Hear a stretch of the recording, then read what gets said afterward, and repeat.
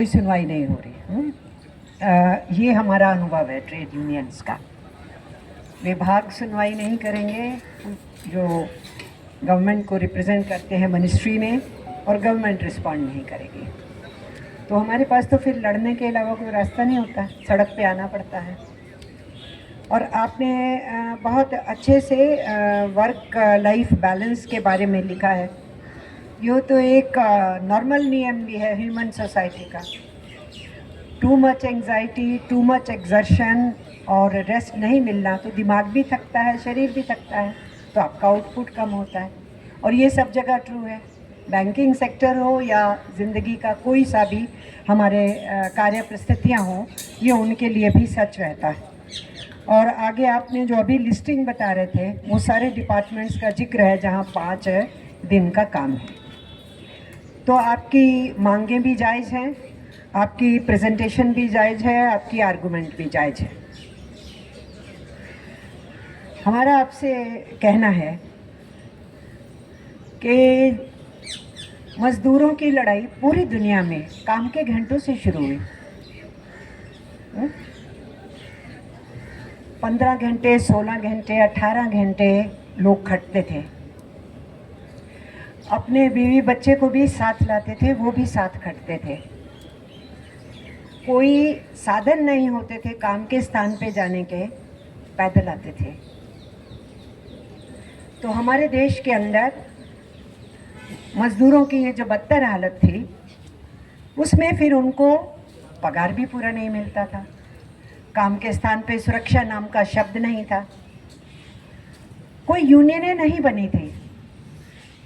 लेकिन सबसे पहली हड़ताल हमारे देश में आज से लगभग 195 बरस, 198 बरस कहना चाहिए मुझे, 1827 में पहली हड़ताल दर्ज है। 1827, आज हम 2025 में हैं। मजदूरों की कोई यूनियन नहीं थी, यूनियन नाम का शब्द पता नहीं था। जो वो कर रहे हैं इसको हड़ताल बोला जाएगा भविष्य में, ये भी नहीं उनको पता था। पर वो सड़क पे उतरे, सड़क पे उतरे बिना तो कुछ नहीं मिलता ना। आज आप आए हो ना इस सड़क के ऊपर, उसके बिना कुछ नहीं मिलता। तो उन्होंने पहली बार आवाज़ उठाई कि जानवरों की तरह काम लेते हो, फिर दाम भी नहीं देते हो समय पे, कई महीने पगार भी नहीं देते हो। तो मैं आपसे ये कहूँगी, हम चाहे वाइट कॉलर्ड वर्कर हों और चाहे हाथ और पैर की मेहनत करने वाले हों, चाहे कलम और दिमाग की मेहनत करने वाले हों, हैं तो वर्कर ही ना। वर्क के बिना तो हमें कुछ नहीं मिलेगा ना। हम ये जरूर कह सकते हैं वो ब्लू कॉलर्ड हैं, हम वाइट कॉलर्ड हैं, वो असंगठित हैं, हम संगठित क्षेत्र हैं, वो ठेका मजदूर हैं, हम तो रेगुलर हैं, पर हैं सभी वर्कर्स, एम्प्लॉयज़, मजदूर। और इसीलिए किसी हर एक को सड़क पे उतरना पड़ेगा। वैज्ञानिकों को भी जब उनकी बात नहीं सुनी जाती वो भी मैदान में उतरते हैं, डॉक्टरों की नहीं सुनी जाती वो भी मैदान में उतरते हैं, नर्सिस की नहीं सुनी जाती वो भी उतरते हैं। कोरोना जैसे पीरियड में जो डॉक्टर, नर्सिस, आशा वर्कर्स, टेक्निकल स्टाफ सेवा में लगा हुआ था लगातार, उनको जब महीना महीना, 2-2 महीना, 3-3 महीने पगार नहीं मिली, वो ड्यूटी भी कर रहे थे और फिर लंच आवर्स में हड़ताल और प्रदर्शन भी कर रहे थे। ये तो सच्चाई है ना हमारे देश में जब कोरोना हुआ था। तो हमारे देश के मजदूर वर्ग का ये इतिहास रहा है कि इस देश में ब्रिटिश प्रशासन को हिलाने के लिए और चुनौती देने के लिए 3 हिस्सों ने काम किया था। पहले थे मजदूर, दूसरे थे हमारे आदिवासी, क्योंकि अंग्रेजी प्रशासन जंगलों से धन संपदा को लूटने के लिए आदिवासियों को बाहर फेंकना चाहता था, तो बड़े बड़े आदिवासियों के आंदोलन हुए। और तीसरा हिस्सा था किसान। अंग्रेजों ने किसानों की ज़मीनें छीननी शुरू की, लैंडलॉर्डिज्म शुरू किया। किसान अपनी ज़मीनें देना नहीं चाहते थे और अंग्रेज छीनना चाहते थे, तो किसानों के बड़े बड़े विद्रोह हुए। और ये जो तीनों समाज के सेक्शंस हैं, इनकी लड़ाइयों के चलते हमारे देश में ब्रिटिश साम्राज्यवाद को ललकारने का वातावरण बना।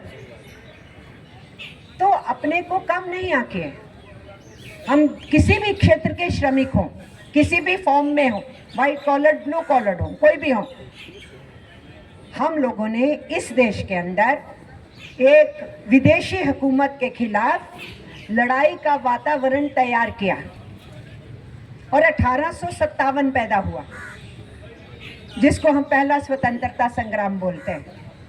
बहादुर शाह जफर के नेतृत्व में सारे राजा रानियां पहुंचे थे यहाँ दरबार में कि आप बादशाह हो, सल्तनत है आपकी, आप हाँ भरिए, हम सब लोग लड़ेंगे इस विदेशी हुकूमत के खिलाफ। तो नीचे जनता के बीच में वातावरण तो उन 3 हिस्सों ने तैयार किया, और जब वो कंपनी बहादुर इन राजाओं को भी एक को दूसरे के खिलाफ लड़ा के एक एक करके कब्जा करते जा रहे थे जमीनों पे, तो वो भी हताश हुए और इसलिए उन्होंने भी कहा कि लड़ना है। तो 1857 पैदा हुआ, जिसको अंग्रेजों ने विद्रोह कहा, हमारे हिस्टोरियन ने उसको पहला स्वतंत्रता संग्राम कहा। उसको कुचल डाला अंग्रेजों ने। तो सबसे पहले फिर से किसने उस दबे कुचले उदास लोगों को उठाया? मजदूर वर्ग ने उठाया। 1866 से लेके 1900 आते आते दर्जनों हड़तालों का हम देखते हैं कि जिक्र है लेबर हिस्ट्री के अंदर। और उससे पहले 1870 से पहले यूनियनें नहीं थी। आप एक फिलैंथ्रोपिस्ट होके आप मजदूर बड़ा पिस रहा है, दुखी है, उसके भले के लिए कुछ करना चाहते हैं, एक संस्था बना दी, एक एसोसिएशन बना दी, कास्ट बेस्ड बना दी, कुछ भी बना दी। पर ट्रेड बेस्ड यूनियंस जैसे आज है, ये बैंकिंग सेक्टर्स की यूनियन, ये इंश्योरेंस वालों की, ये कोल वालों की, ये स्टील वालों की, ये ट्रांसपोर्ट वालों की, ये ट्रेन वालों की, ये ऑटो रिक्शा वालों की, के रिक्शा वालों की, कि फैक्ट्री बेस्ड है, कि रिकॉग्नाइज्ड फैक्ट्री बेस्ड है, जितने भी काम हैं उनके बेसिस पे यूनियंस हैं आज। ये सिलसिला 1870 में शुरू हुआ, सेक्टर बेस्ड यूनियन।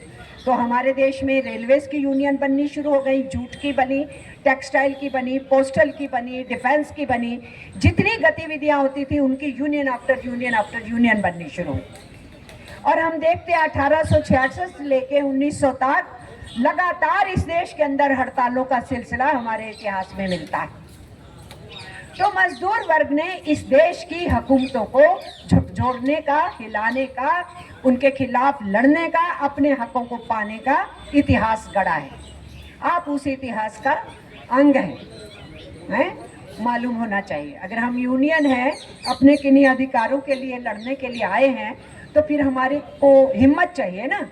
तो हिम्मत हमें इतिहास से मिलती है, ताकत हमें अपने पुरखों ने जो कुर्बानियाँ दी उसको याद करने से मिलती है। तो मजदूर वर्ग ने फिर से जो इस देश की चेतना को जगाया, तो इस देश में पहला पॉलिटिकल प्लेटफॉर्म बना। इंडियन नेशनल कांग्रेस के नाम पे वो पॉलिटिकल पार्टी नहीं थी तब, वो एक प्लेटफॉर्म था ब्रिटिश हुकूमत के खिलाफ लड़ने का। इन्होंने अभी बात करते हुए क्या कहा? कुछ लोग भाग गए, वो सरकार से डरते हैं, ये पुराना सिलसिला है। जो पॉलिटिकल प्लेटफॉर्म बना, वो पॉलिटिकल प्लेटफॉर्म सिर्फ दरखास्त दे रहा था सरकार को, प्लीज मान जाओ। बॉस क्यों मानेंगे भाई? प्लीज मान जाओ तो चलता नहीं। तो उस समय उस पॉलिटिकल प्लेटफॉर्म में भी बहस शुरू हुई। अंग्रेजों से लड़ना है तो मजदूर आंदोलन से सीखो, ये पिटीशन देते रहने, रिप्रेजेंटेशन से नहीं चलेगा। मजदूर सड़क पे आता है, प्रोसेशन करता है, लाठी गोली खाता है, जेल भी जाता है, हड़ताल भी करता है, तो उससे सीखो। तो हमारे देश के स्वतंत्रता आंदोलन ने मजदूर वर्ग से सीखा। तो हमें कोई परहेज नहीं होना चाहिए कि कोई हम पे कहे अरे पॉलिटिकल बात करते हो। अरे अपने हक की बात करना अगर पॉलिटिक्स है तो पॉलिटिक्स समझ लो इसको। हम तो पॉलिटिकल पार्टी नहीं होते ना, हम ट्रेड यूनियन होते हैं, लेकिन हम पॉलिटिकल एजेंडा तय करने के लिए बाध्य करते हैं सरकारों को, पॉलिटिकल पार्टियों को बाध्य करते हैं। तुम अपोजिशन में तो तुम रूलिंग पार्टी हो, तो तुम अगर अपोजिशन में हो तो बोलो हमारी मांग के साथ खड़े होते हो कि नहीं, और तुम अगर रूलिंग पार्टी हो तो बोलो बताओ तुम हमारी मांगे मानते हो कि नहीं मानते हो। ये हमारा तरीका रहता है। इसलिए हम पॉलिटिकल पार्टीज को रास्ता दिखाते हैं, हम उनके अधीन नहीं, हम उनको रास्ता दिखाते हैं। और रास्ता दिखाने का काम करना अगर पॉलिटिक्स है तो हमें कोई गुरेज नहीं है, उसको हम करते हैं, हमें कोई गुरेज नहीं है। इसके साथ साथ मैं ये कहूंगी, मानव सभ्यता को, मानव अधिकार का सपना दिखाना, नारे को बुलंद करना और आगे बढ़ना मजदूर आंदोलन ने दिया है। जब दुनिया में काम के घंटे सुनिश्चित करो की लड़ाई शुरू हुई, अलग अलग देशों में शुरू हुई, हमारे देश के मजदूर ने भी उठाए और 1886 में चिकागो शहर के अंदर मजदूरों ने फाइनली यह तय किया। सुनती नहीं सरकारें, काम के घंटे कम करने को कह रहे हैं, हिंदुस्तान का मजदूर भी कह रहा था, तो सरकारें सुनती नहीं तो खुद तय कर दो। उन्होंने तय कर लिया, 1 मई 1886 से सड़कों पे आ गए और बोले कि आज से हम 8 घंटे का काम, 8 घंटे काम करेंगे, 8 घंटे आराम करेंगे और 8 घंटे हमारे परिवार के लिए होंगे। क्योंकि मेडिकल प्रोफेशन भी यही बोलता था, आप किसी से किसी बियॉन्ड लेवल तक काम लेते हो, वो आउटपुट नहीं दे सकता। तो उस समय 16-16 घंटे का काम था, तो 8 घंटे की बात हुई। ये 1 मई को आंदोलन शुरू हुआ, उसके 4 दिन के बाद मालिकों ने, सरकारों ने वहाँ कुछ अपने गुंडे भेज के बम विस्फोट करवाई, कुछ लोग हलाक हो गए। पकड़ा किसको? नेताओं को। 8 नेता जेल भेजे गए, उनमें से 2 जेल में मर गए, उनमें से 2 को उम्र कैद हुई, उनमें से 4 को फांसी लगा दी गई। उसके 3 साल के बाद 1879 में पूरी दुनिया के श्रमिक संगठनों का एक सम्मेलन हो रहा था यूरोप में। वहाँ ये चर्चा में आया कि 3 बरस पहले मजदूरों ने आवाज़ उठाई, हमारे काम के घंटे सुनिश्चित करो। उनका सड़कों पे खून बहा, उनके जो कपड़े थे खून से लाल हो गए, उन्होंने उसी लाल कपड़े को अपना झंडा बना लिया, ये कहते हुए कि ये कुर्बानी हम भूलेंगे नहीं। तो मजदूरों का लाल झंडे के रूप में झंडा शुरू हुआ। उन्होंने कहा कि इसको याद रखो, इसको हर साल याद करो और अचीव करके दिखाओ, ये वर्किंग क्लास का नारा है। और तब से मई दिवस शुरू हुआ। ये जो मई दिवस मनाते हैं, झंडा फहराते हैं, ये 1879 के बाद, 1889 के बाद फिर दुनिया में मनाना जाने शुरू हुआ। हमारे देश में भी आवाज़ें तो उठी, लेकिन ऑफिशियली मनाना जब एटक बन चुकी थी, उसके 3 बरस के बाद सिंगरवेलू ट्रेड यूनियन लीडर थे, मशहूर नेता थे, उन्होंने कहा हमें भी मनाना है। तो जो चेन्नई है, ये मद्रास कहलाता था, वो खड़े हैं और सबको इकट्ठा किया हुआ है, हमें भी मई दिवस हिंदुस्तान में शुरू करना है। भी लाल झंडा तो है नहीं, तो पूरी दुनिया में लाल झंडा फहरा के, क्योंकि वो खून की जो शहादत दी गई उसका प्रतीक है। तो उनकी पत्नी ने लाल साड़ी पहन रखी थी, उन्होंने उसका पल्लू पकड़ा, उसको फाड़ा, उसको लाल झंडा फहराया और कहा आज से हिंदुस्तान में मई दिवस शुरू।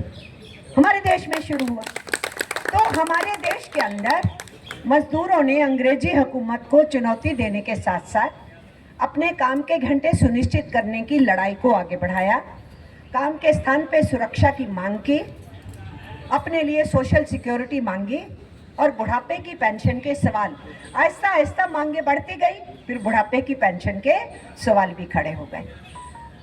और इस तरीके से ये जो आंदोलन चलते चलते हमारे देश में ट्रेड यूनियंस जगह जगह पे हर सेक्टर में बनी, लड़ाइयाँ भी शुरू हुई।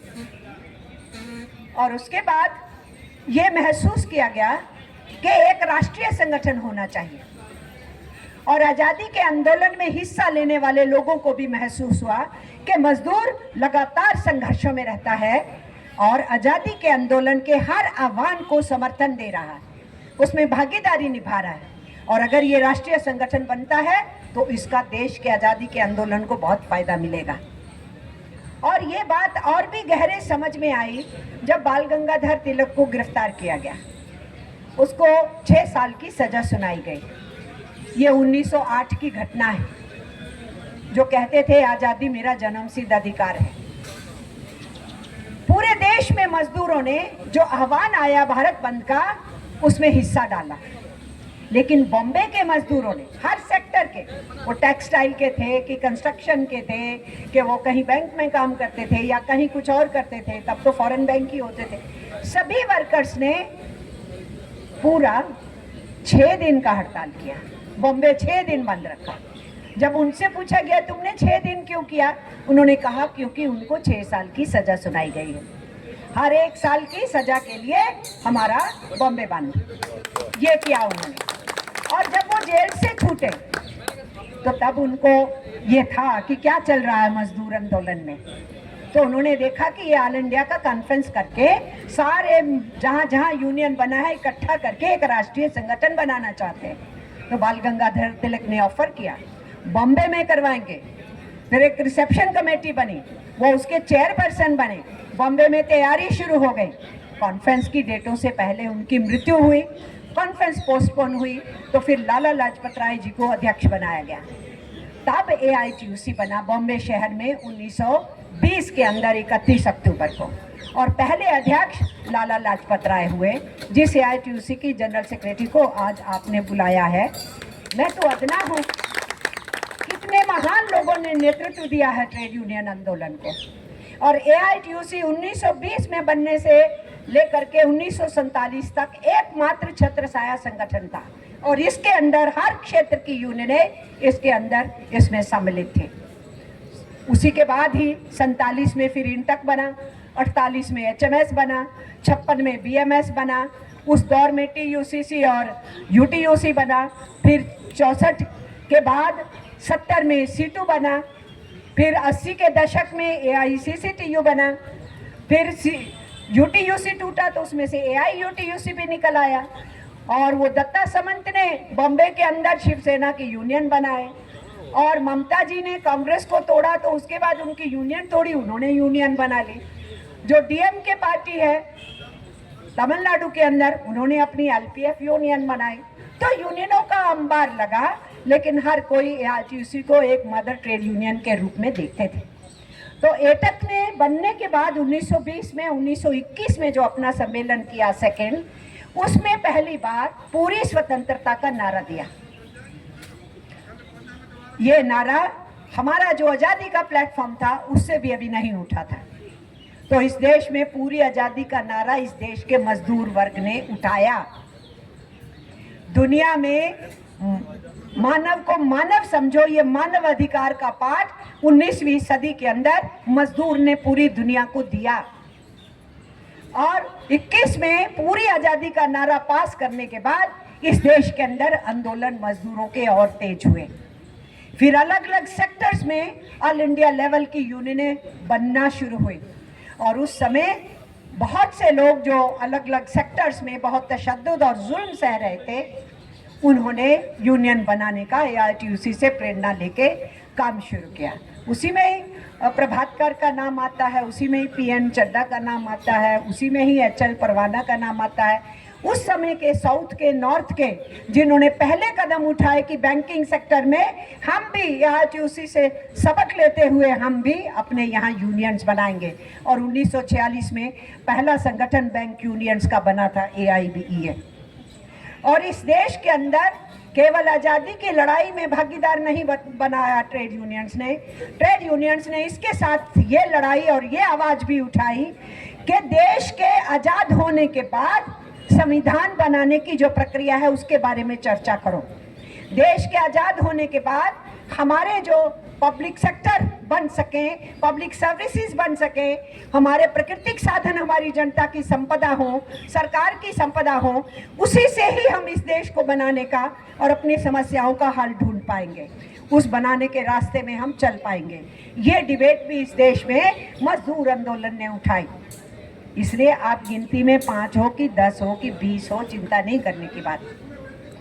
चिंता ये है कि हम जो आवाज़ उठा रहे हैं वो क्यों नहीं सुनी जा रही।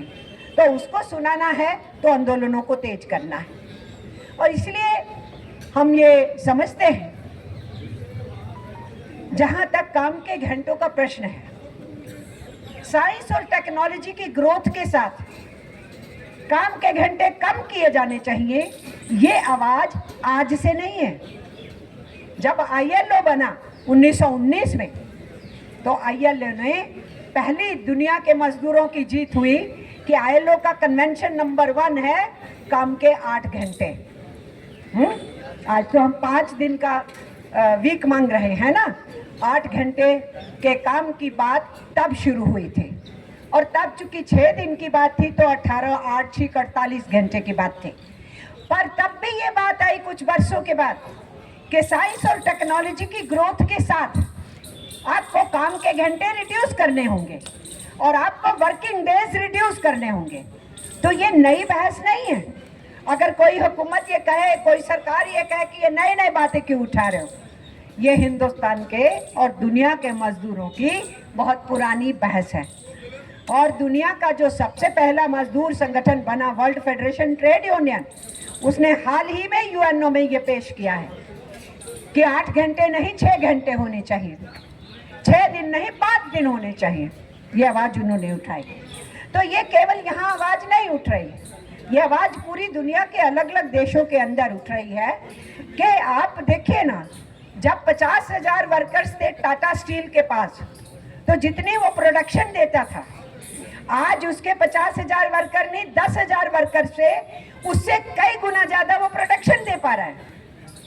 किसकी वजह से है? साइंस और टेक्नोलॉजी की वजह से। साइंस और टेक्नोलॉजी की ग्रोथ ने प्रॉफिट बढ़ा दिया है, प्रोडक्शन कई गुना कर दी है, सर्विसेज एफिशिएंट कर दी है। तो फिर काम के घंटे कम क्यों नहीं होने चाहिए, काम के दिन कम क्यों नहीं होने चाहिए? बात तो ये उठनी चाहिए ना। किसी का मुनाफा तो कम नहीं हो रहा है, मुनाफा तो बढ़ रहा है। जब मुनाफा बढ़ रहा है, पूंजीपति का कैपिटल बढ़ रहा है, तो जो कैपिटल पैदा करता है या उस कैपिटल को पैदा करने के लिए सर्विसेज देता है, फिर उसकी सुनवाई क्यों नहीं होनी चाहिए? तो ये मानवीय अधिकार की बात केवल 8 घंटे तक सीमित थोड़ी रह जाएगी, ये तो फिर आगे बढ़ेगी और मांगे उठेंगी, नई नई मांगे उठेंगी और आगे बढ़ेंगे। तो ये उस समय भी ये बहस चली थी और ये बहस आज भी दुनिया के अंदर चल रही है। अब इस देश के अंदर पब्लिक सेक्टर इटसेल्फ की स्थापना करना एक बहुत बड़ा काम था, जो मजदूर आंदोलन ने उसकी आवाज़ उठाई। हमारे देश के अंदर जो आज पब्लिक सेक्टर को निरस्त करना चाह रहे हैं, उसको ख़त्म करना चाह रहे हैं, पब्लिक सर्विसेज को ख़त्म करना चाहते हैं, बैंकों के ऊपर भी तलवार लटकी रहती है, बहुत सा काम आउटसोर्स किया गया है, बहुत सी जगह पे बिजनेस कॉरेस्पॉन्डेंट बना दिए गए हैं, बैंक के अंदर जो काम करने वाला है उससे 5 गुना कम पैसे में आपने पढ़े लिखे बच्चे बिठा रखे हैं, फॉर्म भरना, ये करना, वो करना, तो जॉब्स नहीं मिल रही, ठेकेदारी बढ़ रही है, आउटसोर्सिंग बढ़ रही है। और दूसरा बहुत सा काम फिजिकल हैंड से आपने उठा के नेचुरली दे दिया है सर, टेक्नोलॉजी को दे दिया है, ऑनलाइन सर्विसेज को दे दिया है, इंटरनेट को दे दिया है, बहुत सारा काम। तो ये सारी चीज़ें संज्ञान में ट्रेड यूनियन आंदोलन के है। ये नहीं समझें हुकूमतें और सरकारें कि इनको कुछ पता नहीं है, भाई डील करते हैं, पब्लिक डीलिंग करते हैं तो सब कुछ मालूम है। इसलिए मैं आपकी ये मांग पत्र पढ़ ली, मैं इसका समर्थन भी करती हूँ। मैं आपसे ये भी कहना चाहती हूँ कि हम अपनी लड़ाई अकेले अकेले लड़के नहीं जीत सकते। ये तो ट्रेड यूनियंस ने सबक सीखा। हम जितनी सेंट्रल ट्रेड यूनियंस हैं, हम तो सब निजीकरण के विरोध में लड़ रही थी। पब्लिक सेक्टर बचने चाहिए, गवर्नमेंट सेक्टर बचने चाहिए, गवर्नमेंट सर्विसेज बचनी चाहिए, हमारे बैंक, हमारे इंश्योरेंस, हमारा कोल, हमारा स्टील, हमारा पेट्रोलियम, हर विभाग, हमारे पोस्टल डिपार्टमेंट सब बचने चाहिए।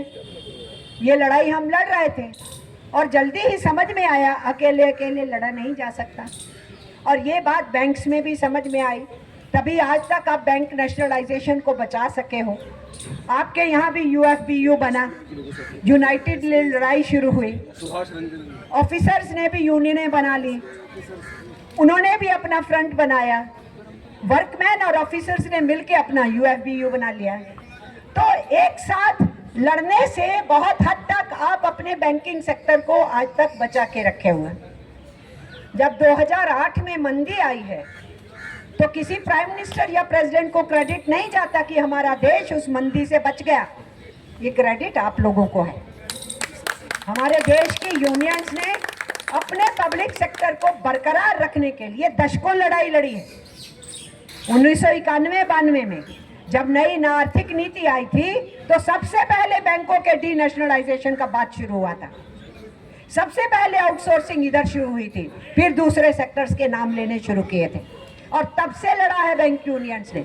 और उसी के बाद समझ में आया था कि यूनाइटेड फ्रंट बनाना बड़ा जरूरी है और मिलके लड़ना बहुत जरूरी है, अकेले अकेले आवाज़ नहीं चलती। और आज हम देख रहे हैं कि हमारे जो इडबी का बैंक है, जो रूरल इकोनॉमी में बहुत बड़ी मदद करता है, उसके निजीकरण के रास्ते की तरफ बढ़ा जा रहा है।